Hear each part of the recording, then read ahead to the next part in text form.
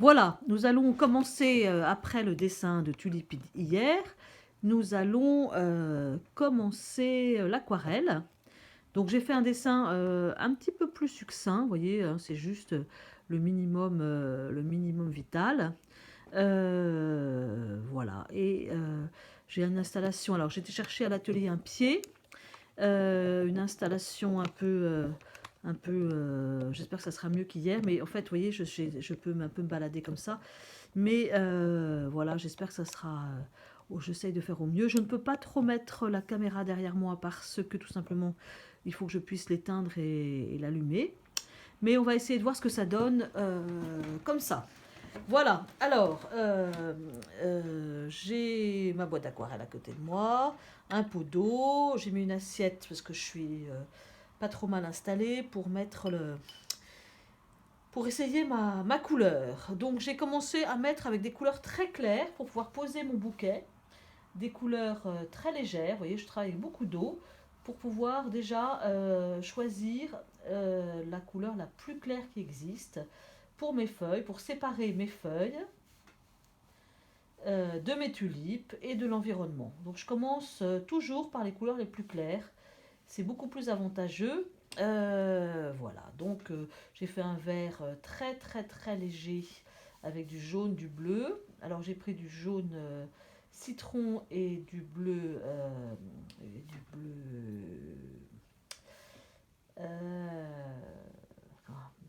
du vert émeraude, pardon, du vert émeraude. Voilà, j'ai pris en fait du jaune et du, et du vert. Voilà, donc j'ai placé mes tulipes aussi avec du jaune. J'ai essayé un peu l'orange, mais j'ai essayé avec du jaune aussi. Alors, mes tulipes, vous les avez vues précédemment. Elles sont ourlées de jaune et elles ont l'intérieur plutôt orange. Donc je vais essayer de trouver un orange plutôt à base de vermillon. Hein, c'est des rouges assez orangés et du jaune pour faire un orange qui pourrait s'adapter aux tulipes. Alors je vais déjà essayer de voir ce que ça donne quand je travaille sur du mouillé. J'ai placé le jaune et avant que ça soit mouillé, tout simplement, je vais essayer de balancer avec un peu d'eau mon orange. Et puis je laisse travailler. C'est pas mal de voir comment ça évolue, ça va vite. Et déjà de donner un peu comment dirais-je, la couleur, l'ambiance colorée des tulipes. Là, ça commence à être un peu plus sec. Donc, bon, je vais passer un orange en bas et en laissant le haut, le jaune. Là, c'est un peu plus sec. Donc, je vais placer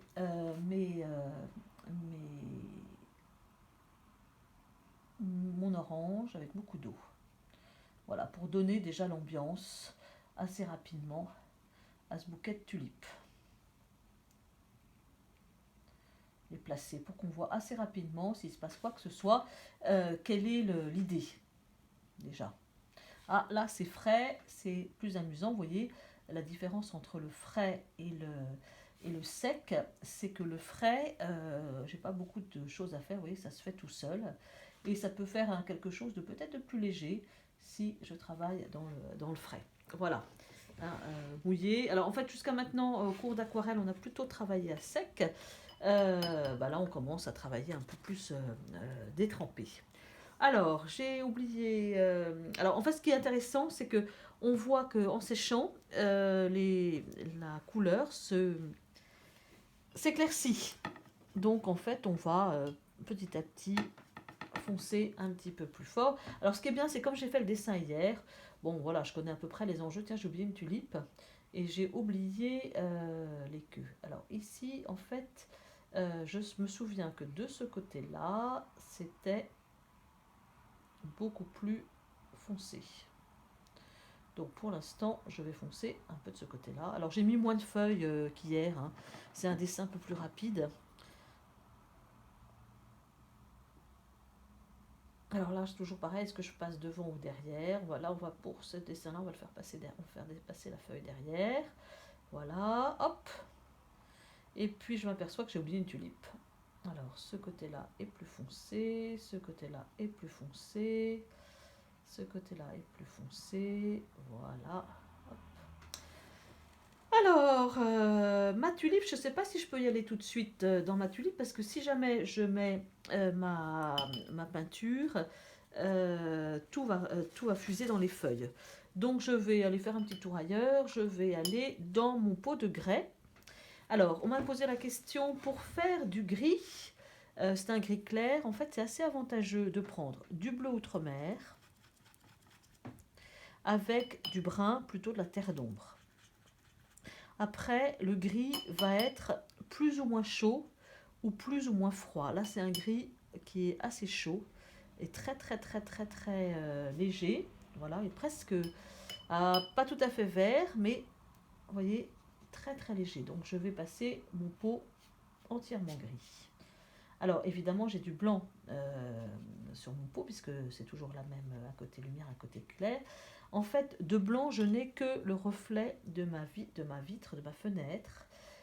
Pour l'instant, je passe tout avec cette couleur.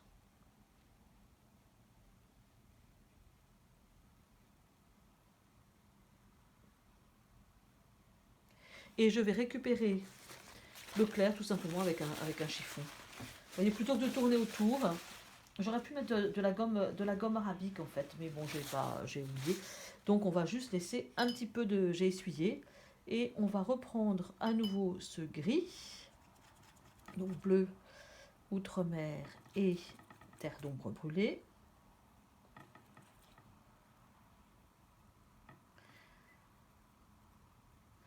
Et je regarde ce que ça donne. Je vais mettre un peu plus de gris du côté ombré, bien sûr.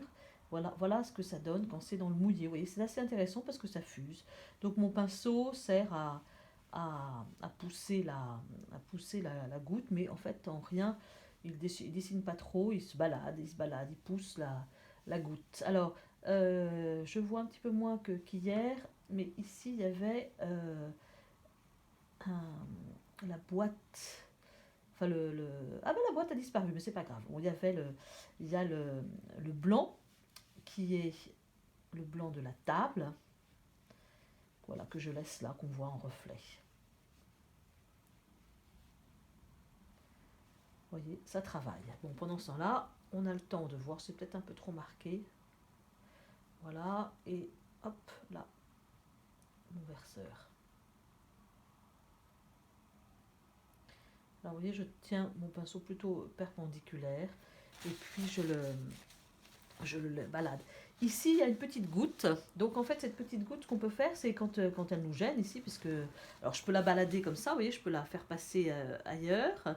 Mais si elle devient... on peut la rattraper, vous voyez, tout simplement avec un coup de pinceau sec.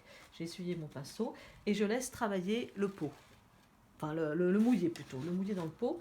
Je vais juste rattraper cette petite goutte, comme je suis légèrement en pente, qui descend. Voilà.